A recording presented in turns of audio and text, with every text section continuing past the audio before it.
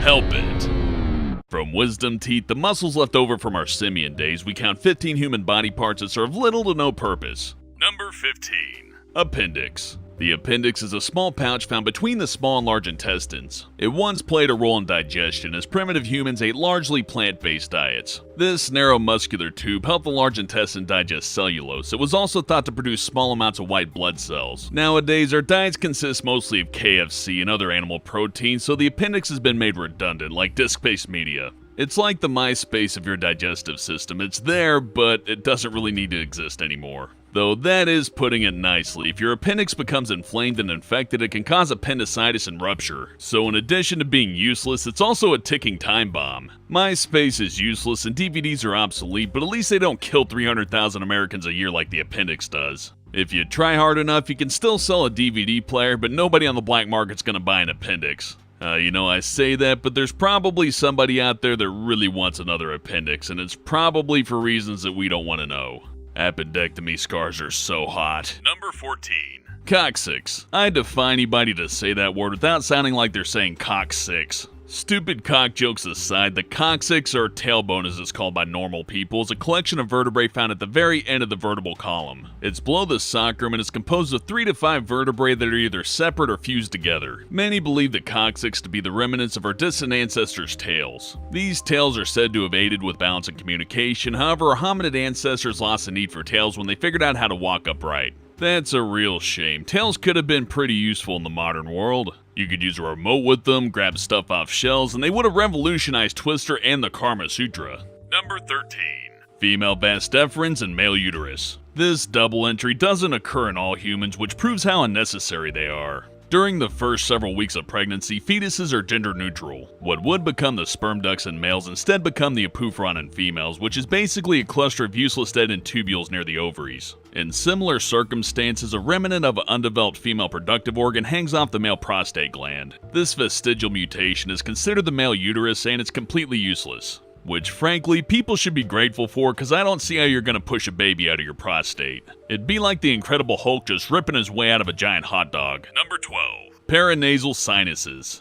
The nasal sinuses of our early ancestors had odor receptors which gave them heightened senses of smell, allowing them to detect and escape T-Rexes and saber-toothed tigers. But since we no longer have to outrun giant predators on a daily basis, we've lost the need for this ability. Your sense of smell's not going to help you catch a bus or find your keys, so it's pretty much useless. Yet we still retain these problematic mucus-lined cavities which make our heads feel lighter and warm our breath. So useful, like having taste buds in your anus. Well, okay, maybe not that bad, but you get my point. Our sinuses are basically pockets of air residing inside of our faces. Their role is often debated, and there's little to no consensus on their true purpose. All they're really known to do is give us painful sinus headaches when infected. Number 11. Body hair. Humans are covered with hair. Some of it is useful, like the hair on our heads that insulates heat and protects from sunburns, eyebrows that keep sweat out of our eyes, and male facial hair that is thought to play a role in sexual selection. However, most of the remaining hair on our body serves little to no function. Some suggest body hair makes us more aware of insect attacks and more sensitive to our surroundings, while others have claimed it provides warmth, although you'd have to be sporting a pretty serious rug on your chest to feel any real difference. In the modern world, these two functions are served by insect repellent and clothes, rendering body hair unnecessary, yet people still go bald. And not chest bald, I'm talking head bald, where you actually need hair. Nature truly is a cruel mistress. If butt baldness was a thing, nobody'd go out and buy a toupee for their ass. I don't know, maybe Bigfoot would. I don't think Chewbacca would though, I think he'd just own it, make everybody look at his big bald Wookiee ass. Number 10.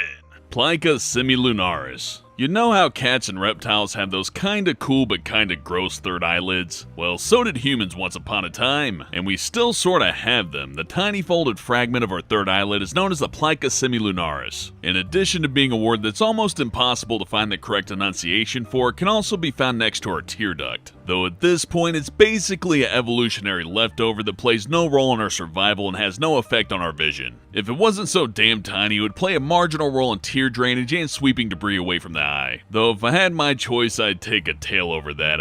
Second pair of eyelids is pretty lame. Number 9. Auricular muscles and Darwin's tubercle. Anterior, posterior, and supraauricular muscles are the muscles surrounding the outer ear. Some animals use them to swivel their ears towards the direction of a sound, but since humans can't do this, they serve no purpose. Wiggling our ears around is a pretty neat party trick, but it probably won't contribute to our survival as a species. Another vestigial feature of the ear is Darwin's tubercle. It's a small fold of skin, a thickening of the helix that appears on 10% of people's upper ears. It's thought to be a remnant from when we had larger shaped ears that could swivel. Number 8. Subclavius muscle. This small muscle stretches under the shoulder from the first rib to the collarbone. It plays a small role when we depress our shoulders, but it would be a lot more useful if humans still walked on all fours. Interestingly, some people have one subclavius muscle, others have none, and a few overachievers have two. Clearly, this is a non-essential muscle if so many get by without it, but I still kinda want to check to see if I have two just for bragging rights. Hey baby, you ever seen a guy with two subclaviuses? I can depress my shoulders all night. Number 7. Male nipples. All human fetuses develop nipples before they develop their gender.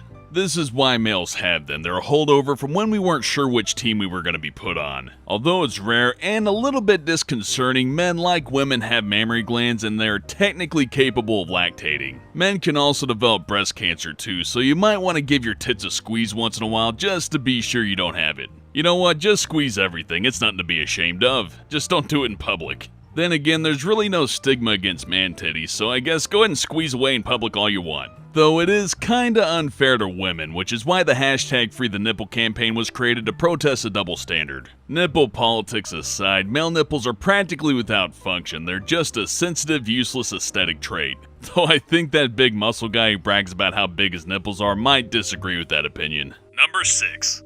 Paramedialis muscle. The paramedialis is a tiny triangular muscle that attaches to the pelvis in two places. It's pouch-like and thought to be a relic from when we were pouched marsupials. This is another disappointing evolutionary development. I mean, think of the additional storage we'd have if we had pouches. Pockets and clothes would be unnecessary and women wouldn't have to store things in their cleavage. The paramedialis muscle is absent in 20% of the population. Sometimes it's absent on only one side or sometimes both. It makes no difference though, as the lower end of the rectus will just become proportionally larger to compensate. Number 5. Palmaris longus and plantaris muscles. The palmaris longus is a long, narrow muscle that runs from the elbow to the wrist and is missing in 11% of humans. It may have once been important for hanging and climbing, but now it's just harvested by crazed surgeons for reconstructive surgery. The plantaris is another holdover from our simian days. Primates use this muscle to grasp things with their feet. It's often mistaken for a nerve by medical students and has disappeared altogether in 9% of the population. Finally, our fifth toes are pretty much useless. Lesser apes use their toes to grasp and cling to branches, but humans who walk upright only really need their big toes to balance. Commence shit-flinging, creation versus evolution debate now. Nerd fight, nerd fight, nerd fight, nerd fight, nerd fight, nerd fight, nerd fight! Number 4. Vomeronasal organ. The vomeronasal or Jacobson's organ is found in the olfactory system of amphibians, reptiles, and mammals. It's a non-functioning, specialized sensory system in the nose used to detect chemicals and pheromones. A tiny pit on each side of the septum is lined with non-functioning chemoreceptors. It's believed that the organ was used in primitive days to attract members of the opposite sex. Nowadays, we just talk and play stupid head games and spend time and money on preening and at the gym and on cosmetics, and we use in personal dating apps like Tinder. God, that's depressing. Can we just bring back the old pheromone system? Number 3. Tonsils. Tonsils are said to be the body's first line of defense against inhaled or ingested pathogens, but like the appendix, they're better known for becoming infected and waging war against your own body. In fact, it's so easy for tonsils to become inflamed that many opt to have them voluntarily removed. Proven benefits to keeping your tonsils? 0. Proven dangers? Many. I'd say that makes it a fairly useless member of Team Human Body. Number 2. Erector pili are tiny muscles attached to our hair follicles via smooth muscle fibers. These muscles contract, causing hair to stand on end. This phenomenon is commonly referred to as goosebumps. In most species, goosebumps occur in response to fear or extreme cold. When the erector pili activate, they force hair to stand up, making animals look larger and more intimidating. Like the pufferfish, this defense mechanism is used to deter predators from attacking. Goosebumps also force fur to stand on end, trapping hair between the follicles to provide insulation. These are all useful functions, except humans don't see any of the benefits. We aren't covered by fur, so goosebumps don't make us any warmer or look any larger. They actually just kind of make us look pathetic. Number 1. Wisdom teeth are a strangely named extra row of molars that typically develop between the ages of 17 and 25. They were useful for early humans who had to chew on a lot of delicious raw plant matter to survive. However, scientists believe that the human jaw has grown smaller over time, which has left these wisdoms nowhere to grow. This doesn't stop them though, and the pushy assholes will happily bulldoze their way through any teeth or gum in their way. Because of this, they often come through misaligned and can cause painful infections if not removed. Only 5% of the world's population develops a healthy set of these third molars, and 35% don't grow any at all. If you haven't developed a set yet, watch out. They're coming to get you. Thanks for watching, and I'll see you next time.